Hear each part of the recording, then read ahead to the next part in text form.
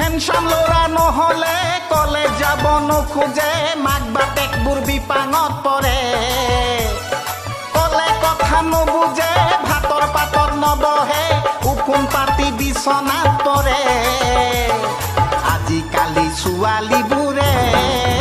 এহে বেছি কৰে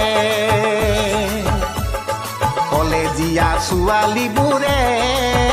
এহে বেছি কৰে সৰস্বতীৰ নাম জপি নকলতে মন হপি টানি টুনি মেট্ৰিক পাছ কৰে আনন্দতে বাপেকে হাঁহৰ টেটু মুচৰে মাকে কাটা লাগা ডেন্স মাৰে